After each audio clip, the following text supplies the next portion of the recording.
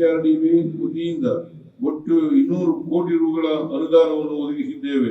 ವಿದ್ಯಾರ್ಥಿಗಳು ಮತ್ತು ಸಾರ್ವಜನಿಕರಲ್ಲಿ ವಿಜ್ಞಾನ ಮತ್ತು ತಂತ್ರಜ್ಞಾನದ ಬೆಳವಣಿಗೆಗಳನ್ನು ಉತ್ತೇಜಿಸುವ ನಿಟ್ಟಿನಲ್ಲಿ ಪ್ರಸಕ್ತ ಸಾಲಿನಲ್ಲಿ ಬೀದರ್, ಕಲಬುರಗಿ, ಯಾದಗಿರಿ, ರಾಯಚೂರು, ಕೊಪ್ಪಳ ಜಿಲ್ಲೆಗಳಲ್ಲಿ ವಿಜ್ಞಾನ ಕೇಂದ್ರ, ತಾರಾಲಯಗಳನ್ನು ಸ್ಥಾಪಿಸುವ ಕಾರ್ಯ ಪ್ರಗತಿಯಲ್ಲಿದೆ.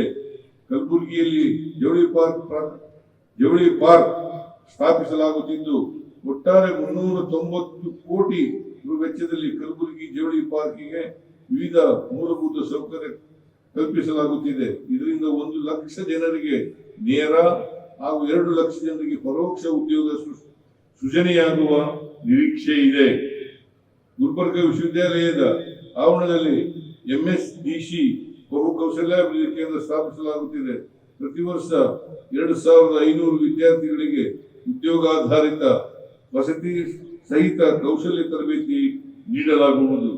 ಕಲ್ಯಾಣ ಕರ್ನಾಟಕ ಭಾಗದ ಜಿಲ್ಲೆಗಳ 38 ವಿಧಾನಸಭಾ ಕ್ಷೇತ್ರಗಳಲ್ಲಿ ರಸ್ತೆ ಸಂಪರ್ಕ ಜಾಲವನ್ನು ವ್ಯವಸ್ಥಿತವಾಗಿ ಅಭಿವೃದ್ಧಿಪಡಿಸಲು ಕಲ್ಯಾಣ ಪಥ ಯೋಜನೆಯನ್ನು ರೂಪಿಸಿದ್ದೇವೆ. ಈ ಯೋಜನೆಯ ಮೂಲಕ 1150 ಕಿಲೋಮೀಟರ್ ಗ್ರಾಮೀಣ ರಸ್ತೆಗಳನ್ನು 1,000 ಕೋಟಿ ರು ಅಂದಾಜು ವೆಚ್ಚದಲ್ಲಿ ಅಭಿವೃದ್ಧಿಪಡಿಸುತ್ತಿದ್ದೇವೆ. ಪ್ರಗತಿ ಪಥ ಯೋಜನೆಯಡಿ ರಾಜ್ಯಾದ್ಯಂತ 5,200 ಕೋಟಿ ರು ವೆಚ್ಚದಲ್ಲಿ 7,110 ಕಿಲೋಮೀಟರ್ ರಸ್ತೆಗಳ ಸುಧಾರಣೆಗೆ ಕ್ರಮ ವಹಿಸುತ್ತಿದ್ದೇವೆ. ಇದರಲ್ಲಿ ಕಲಬುರಗಿ ಜಿಲ್ಲೆಯೊಂದರಲ್ಲೇ 220 ಕಿಲೋಮೀಟರ್ ರಸ್ತೆ ಸುಧಾರಣೆಯಾಗಲಿದೆ.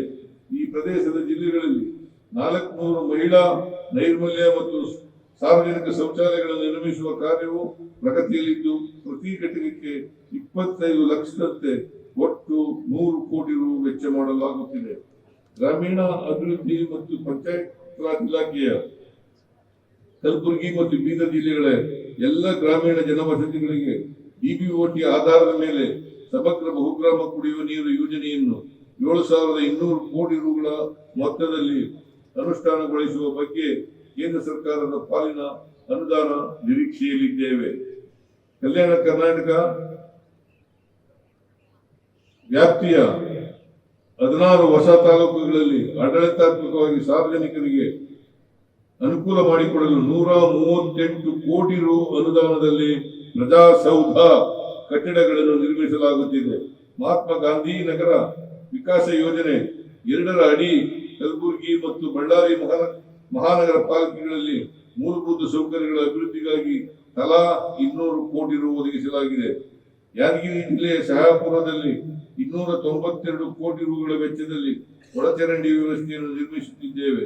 ಇದರ ಜೊತೆಗೆ 23 ಕೋಟಿ ರು ಮೊತ್ತದಲ್ಲಿ ಸಿಂಧನೂರಿನಲ್ಲಿ ಕುಡಿಯುವ ನೀರಿನ ಯೋಜನೆ ಅನುಷ್ಠಾನ ಕೈಗೊಳ್ಳಲಾಗುವುದು.